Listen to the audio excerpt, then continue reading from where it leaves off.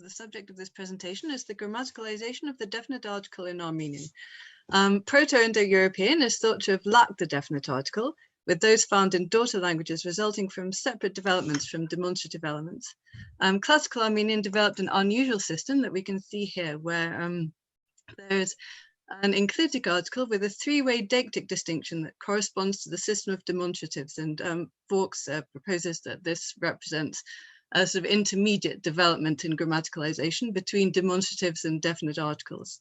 The classical Armenian article system is, as we can see, quite different from ones that we find, for example, in Greek or in Semitic, where we don't find these deictic distinctions, and usually the article precedes the noun, as we see here in classical Arabic.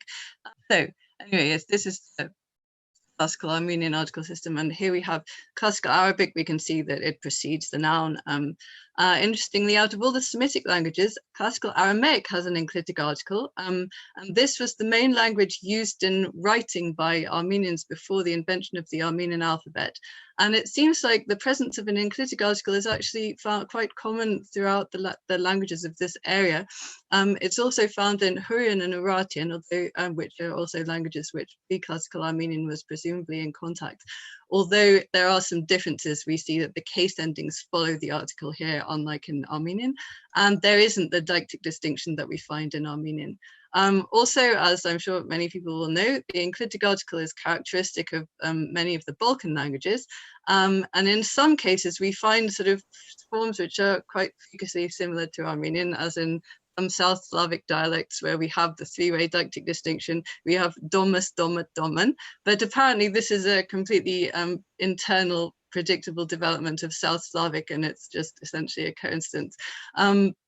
But anyway, moving back to the Caucasus, the Northeast Caucasian languages, which are possibly related to Hurrian and Urartian, generally don't have definite article, and the same is true of the modern Kartvelian languages. However, according to Harris, prehistoric Kartvelian is proposed to have had a system that is very similar to that which is attested in classical Armenian, where there is an enclitic article with deictic distinctions, and we find traces of this in the case system of Georgian, and where the Georgian case endings each have a bare and an articulated form.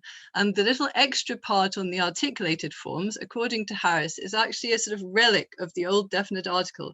And the E is the distal form and the A is the proximal form, apparently. And as for how these are used, the basic generalization seems to be that the articulated forms are used for the core arguments of the clause, whereas the bare forms are used for generally for things like compounds and genitives, and also for things like proper nouns, which cross-linguistically often don't take definite articles. Now, this system had disappeared by the time Georgian is historically attested. We see, yes, this mark of argumenthood is something which has been proposed to be a common stage in the grammaticalization of from demonstratives to definite articles to some sort of more meaningless functional element like a case ending.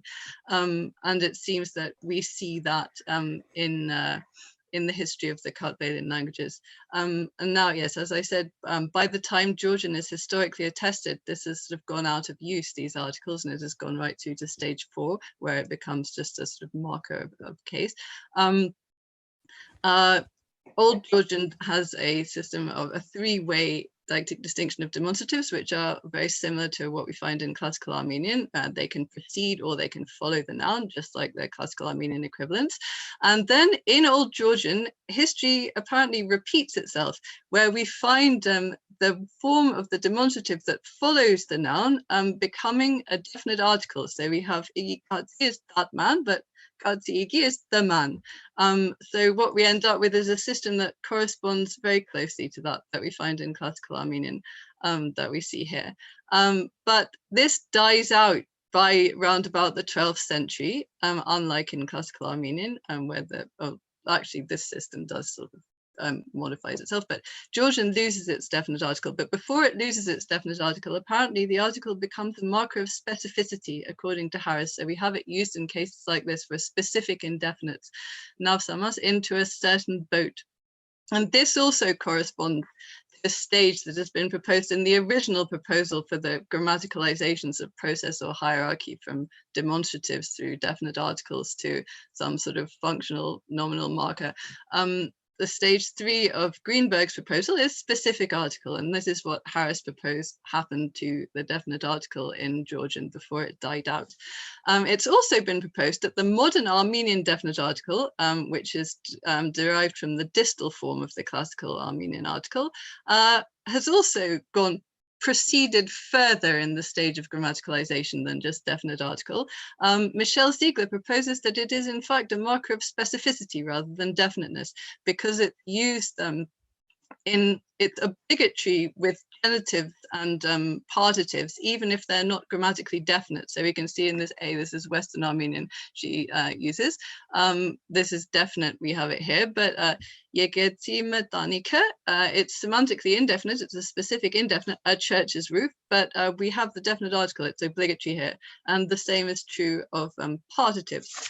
However, it seems that this phenomenon is actually better understood as a syntactic phenomenon rather than a semantic one. It's something which sort of mechanically happens when the noun is modified by particular categories of elements that are generally associated with definiteness or specificity, rather than being linked directly to the semantic property of specificity itself. And we can see this because in modern Eastern Armenian, there's a phenomenon which is directly linked to specificity as a semantic feature. And this is differential object marking. So this concerns animate direct objects. When they are definite, they get the dative case ending. We can see here, I'm looking for the policeman. When they are non-specific indefinite, they don't get the case ending. However, if they're specific indefinite, they get the case ending, but they can't get the definite article. So we can see here that you can't really say that the definite article in modern Armenian is a marker of semantic specificity. And we can see here, I'm looking for a policeman whose name is Boros. It's a specific indefinite.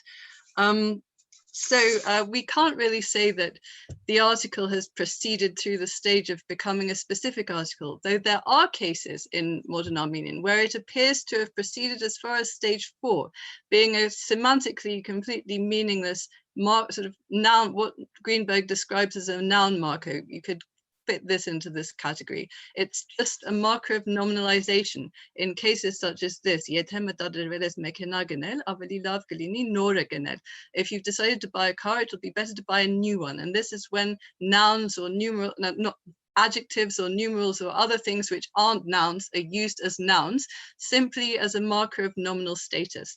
So it appears that the modern Armenian definite article could be said to have skipped the stage if we say that specific article is obligatory in the grammaticalization process of definite articles.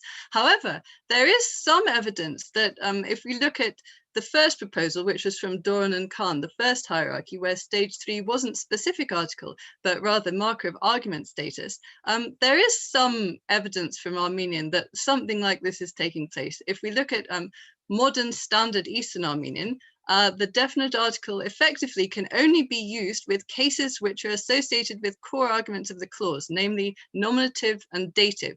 It can't be used with the other cases, which are typically associated with modifiers and other non-core elements. It can't be used with genitive. The center of the town, even though it's definite, because it's genitive, you can't use it.